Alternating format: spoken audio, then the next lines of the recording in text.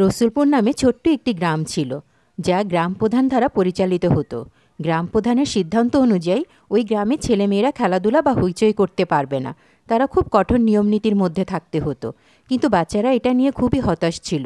তাই তারা যখনই সবাই একসাথে হতো, তখনই চুপি চুপি গ্রামের পাশে জঙ্গলের ধারে খেলতে চলে যেত। একদিন বিকেলে বাচ্চারা যখন একত্রিত হলো, তারা বুদ্ধি করে খেলার জন্য জঙ্গলের উদ্দেশ্যে রওনা হয়ে গেল। জঙ্গলটি মোটামুটি গ্রাম থেকে অনেক দূরে ছিল। হাঁটতে হাঁটতে তারা অনেক দূর চলে গেল। মিতা, শুন, তোর কথা মতো আমি অনেক বুদ্ধি করে বাবা মাকে আজকে নানুর বাড়ি পাঠিয়ে দিয়েছি। বাবা মা কিন্তু বিকেলের মধ্যে ফিরে আসবে, তাই আমাদেরকে যা করার বিকেলের আগে করে বিকেলের মধ্যে বাড়ি ফিরে যেতে হবে। যদি বাবা মা আসার আগে আমি বাড়ি ফিরে যেতে না পারি, তাহলে নিয়ম ভঙ্গের অপরাধে গ্রাম প্রধানের মেয়ে হিসাবে আমার কিন্তু অনেক কঠিন শাস্তি হবে। তাই তুই যা করার তাড়াতাড়ি করব, যাতে বাবা মা ফেরার আগেই আমরা বাড়ি ফিরে যেতে পারি। তাহলে কেউ আর কিছু টের পাবে না। তুই তো জানিস আজকে টুনির জন্মদিন। জন্মদিন পালন করার জন্য টুনি অনেক উৎসাহিত থাকে।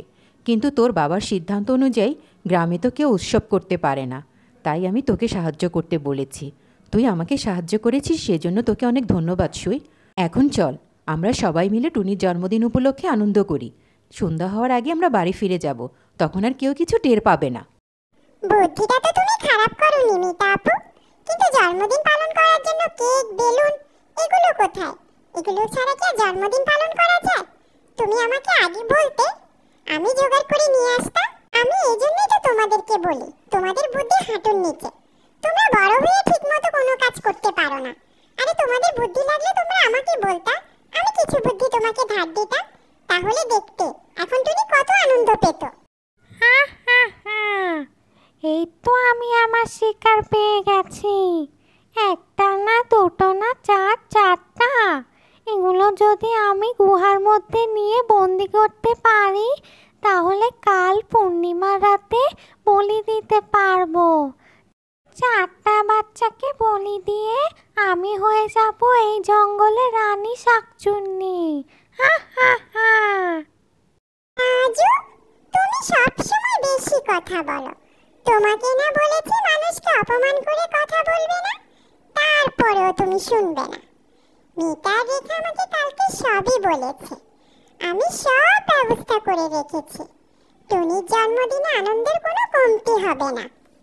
তোমাকে অনেক ধন্যবাদ বন্ধু পাখি। থাক, রাজুকে কিছু বলো না, ও তো ছোট মানুষ, বোঝে না। আমরা আজকে আনন্দ করার জন্য এসেছি, আমরা আনন্দই করব। এখন চলো, তাড়াতাড়ি করে রান্না শুরু করে দে, তা না হলে দেরি হয়ে যাবে। জানো মায়াবী পাখি, আমার যে কি আনন্দ লাগছে আমি তোমাকে বোঝাতে পারবো না। তোমরা অনেক ভালো, মিতা আপু, রেখা আপু অনেক ভালো। ওরা আমাকে আনন্দ দেওয়ার জন্য এত কিছু করেছে, আমি জীবনেও ওদের ঋণ শোধ করতে পারবো না। তুমি আরেকটা কাজ করে দাও মায়াবী পাখি, আমাদের ঘরের পেছনে যে ডালিম গাছটা আছে না, সেই গাছে একটা ডালিম পেকে আছে। তুমি ওই ডালিমটা নিয়ে আসো। আমি আমার জন্মদিনে সবাইকে আজকে ডালিম খাওয়াবো। তাড়াতাড়ি করে ফিরে এসো মায়াবী পাখি, একদম যেন দেরি না হয়।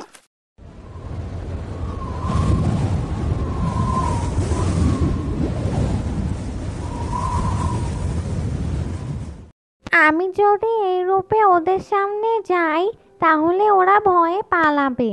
তাই আমি একটা সুন্দর রূপ ধারণ করে গেলে ওরা খুব সহজেই আমার সাথে মিশে যাবে। সেই সুযোগে আমি আমার কাজটাও করে ফেলতে পারবো। এই রূপে ওদের সামনে গেলে ওরা বুঝতেই পারবে না আমি একজন ভয়ঙ্কর শাকচুন্নি। যাই, তাড়াতাড়ি করে বাচ্চাগুলোর সাথে যেয়ে মিশে যাই। ওদেরকে সাহায্য করার নামে ভুলিয়ে ভালিয়ে ওদেরকে গুহার মধ্যে নিয়ে যাই। যা করতে হবে ওই দুষ্ট পাখিটা ফিরে আসার আগেই করতে হবে। দুষ্ট পাখিটা আমাকে দেখলেই বুঝে যাবে আমি পরিরূপী শাকচুন্নি।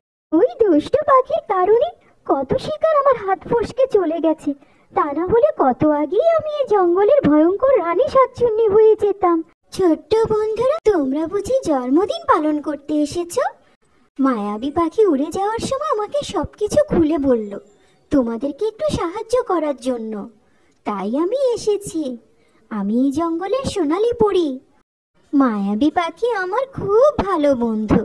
চলো, জঙ্গলের ভিতরে একটা সুন্দর ফুলের বাগান আছে, আমরা সেখানে গিয়ে টুনির জন্মদিন পালন করি। মায়াবী পাখিও সেখানে আসবে। তুমি সত্যি বলছো সোনালি পরি? ইস, মায়াবী পাখি যেমন ভালো, তুমিও তেমনি ভালো। আমি কিন্তু তোমার উড়ন্ত জাদুর পার্টিতে করে যাব। আকাশে উড়ে যেতে কেমন লাগে আমরা কখনো বুঝতে পারি না, কিন্তু তোমাদের সেই ক্ষমতা আছে। তাড়াতাড়ি করে চলো।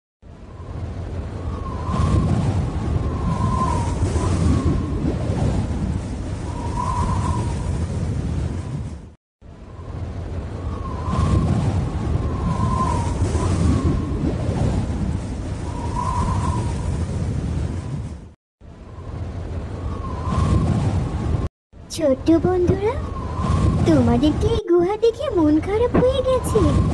একদম মন খারাপ করবে না। সামনে তোমাদের জন্য অনেক বড় উপহার আছে। এই গুহাটা পেরোলে সামনে আরেকটা অন্ধকার গুহা আছে। সেটা একটু কষ্ট করে পের হলে আমরা সেই বাগানটা পেয়ে যাব, যে বাগানে আমরা সবাই মজা করে টুনির জন্মদিন পালন করব। তাড়াতাড়ি করে চলো বন্ধুরা। এই নে টনি, তোর জন্মদিনের উপহার। তোদের চারজনকে আজ রাতে বলি দিয়ে আমি এই জঙ্গলের ভয়ঙ্কর শাকচুন্নি হয়ে যাব। হা হা হা। এখন এই বিপদ থেকে আমাদেরকে কে উদ্ধার করবে? মায়াবী পাখি তো জানেই না এই পরিরূপী ভয়ঙ্কর শাকচুন্নি আমাদেরকে এই খাঁচার মধ্যে বন্দি করে ফেলেছে। এখন আমরা কি করব? এই রেখা আপু পরীকে দেখে আকাশে ওড়ার নেশা সব ভুলে গেছে। এখন আমাদের কি হবে? আমি বলেছিলাম না তোদের মেয়েদের বুদ্ধি হাঁটুর নিচে।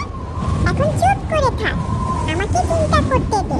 ইস, জঙ্গলে এসে জন্মদিন পালন করার শখ হয়েছে।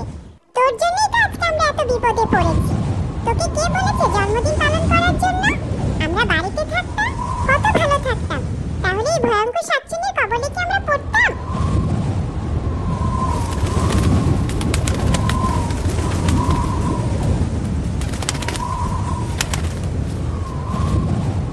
দেখ রাজু, তুই কিন্তু অনেক খারাপ হয়ে গেছিস। কথায় কথায় খোঁটা দিস। দাঁড়া, একবার এখান থেকে মুক্ত হয়ে নি, তারপর তোকে যদি আমি পুকুরের পানির মধ্যে না চুবিয়েছি, আমার নামও টুনি না। আসছে আমাকে পানিতে চুবাতে। আমিও একবার এখান থেকে বের হয়ে নি, তোকে যদি নদীতে না চুবিয়েছি, আমার নামও রাজু না। দুজনেই থামো। এই বিপদের মধ্যে তোমরা ঝগড়া করছো? তোমাদেরকে না আমি যাওয়ার সময় বলে গেছিলাম ভুলেও জঙ্গলের দিকে ঢুকবে না?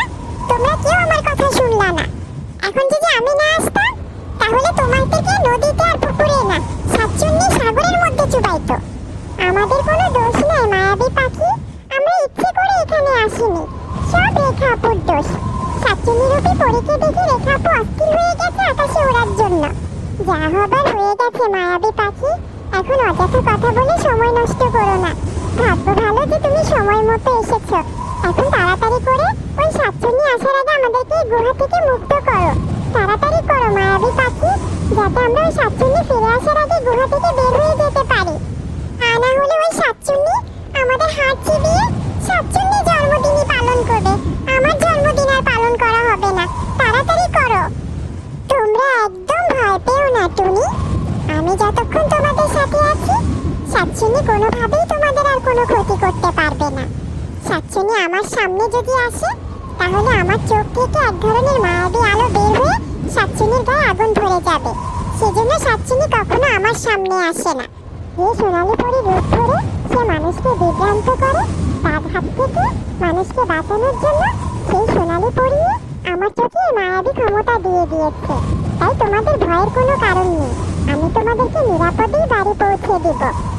সোনালি পরীকে অনেক ধন্যবাদ, কিন্তু কষ্টের বিষয় আমার জন্মদিনটা আর পালন করা হলো না। আমরা কি আমাদের গ্রামে কখনোই আর কোনো উৎসব পালন করতে পারবো না? তুমি এক কাজ করো না মায়াবী পাখি, ওই সোনালি পরীকে নিয়ে রেখাপুর বাবাকে একটু বোঝাও না, যাতে আমাদের গ্রাম থেকে এসব নিয়ম উঠিয়ে দেয়।